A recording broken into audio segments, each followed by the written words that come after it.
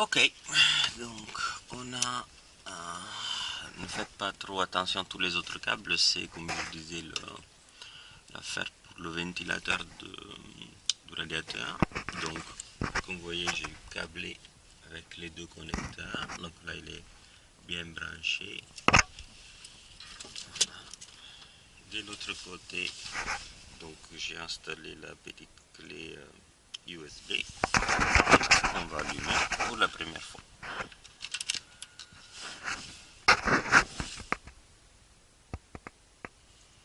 Et on va voir si il démarre. Voilà. Et voilà. Il est en train de partir. Alors, voilà. On peut bien voir qu'il a détecté, voilà, qu'il a détecté le niveau de essence. Il est bien à 0, mph, température de l'huile 32. Je sais pas parce que j'ai pas de truc spécifique pour ça. Après on va voir si ça change. Normalement voilà, le bouton odomètre change, donc on peut bien voir la configuration en mode disons standard, mode race.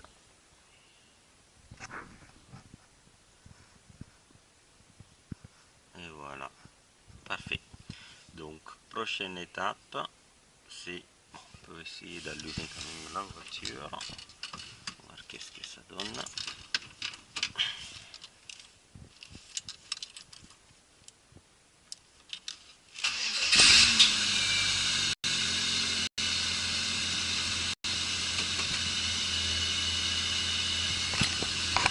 Voilà.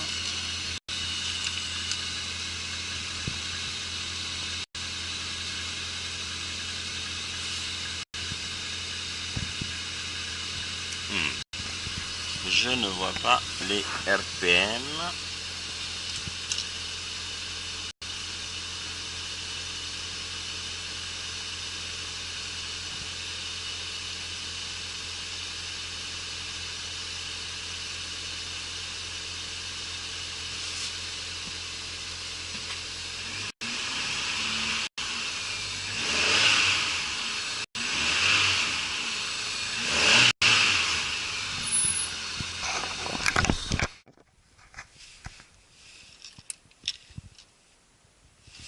Ok, donc le problème de RPM a été résolu.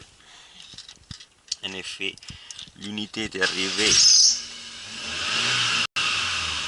pas bien configurée, mais le mec Alec, il m'a répondu par mail style dans les 5 minutes, et on a très vite pu régler le problème. Donc effectivement, qu'est-ce qu'on a dû faire? Ça c'est vraiment spécifique à la S100. Visiblement à l'usine ils ont mal paramétré pour la S100. Donc il y a un petit, là où il y a les connecteurs derrière, vous voyez il y a 4 vis, il y a un petit panneau en métal. Ben, j'ai dû l'enlever, et derrière il y a un micro switch. Donc il m'a envoyé un nouveau paramétrage de ce micro switch qui a immédiatement résolu le problème. Donc ça a été plutôt facile. C'est un peu les joies d'un produit qui est clairement encore en phase de test, hein. Donc lui il envoie il les envoie pour l'instant encore en mode réduit, pour justement avoir un retour sur cette première production et pouvoir régler les choses. Voilà. Donc là on l'a fait chauffer un peu, on va voir. Donc quelques petits détails. Donc elle est bien arrivée, le dashboard paramétré pour la S100. Autrement il y a sur son site web il y a une procédure pour changer le type de voiture. Donc comment on modifie en fait le fonctionnement? Ben, c'est très simple. Ça fonctionne par par réseau, par une application. Donc déjà, très important, il faut avoir la dongle USB. Vous voyez le petit trou qui est sorti, qu'on a vu tout à l'heure, il doit être. Et je ne sais pas si vous pouvez voir, il doit avoir un petit LED bleu qui clignote.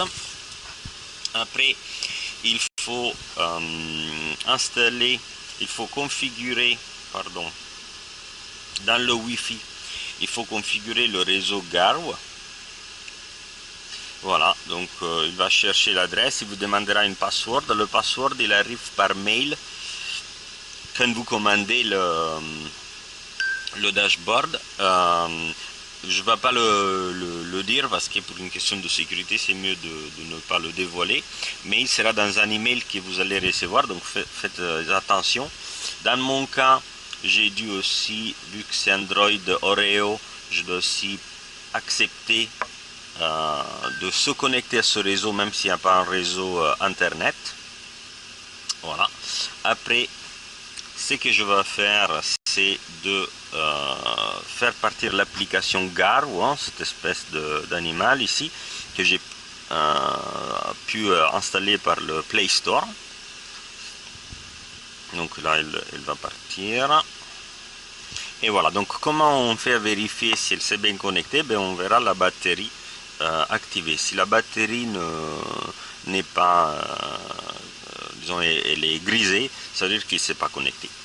Après, donc, on fait ce bouton, voilà, et vous voyez, ça change. Donc là, on peut changer, on peut contrôler à distance le dash.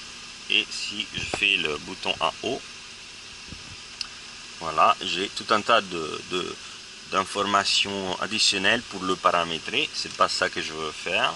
Donc si je le tiens appuyé, normalement il va devoir rentrer. Hop.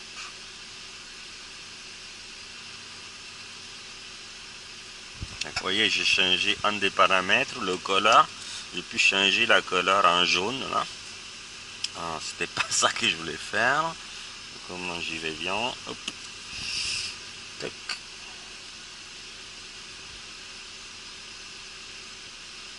Voilà, il est revenu en blanc. Donc on peut paramétrer facilement toutes les fonctions. Voilà. Donc pour rentrer en mode de configuration avancée, il faut tenir poussé sur le côté gauche. Et donc là, on a des pages additionnelles. Donc ici, on peut voir la page du tour. Hop. Next. Vous voyez la petite flèche rouge, Next. Voilà. Donc là, on est en mode validation de tous les lecteurs. Hein. Donc on peut bien voir les informations.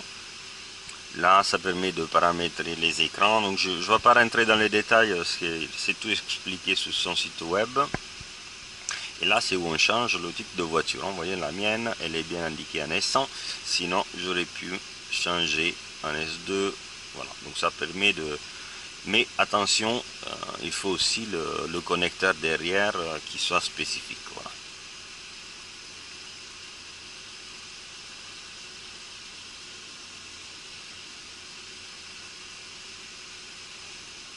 Voilà.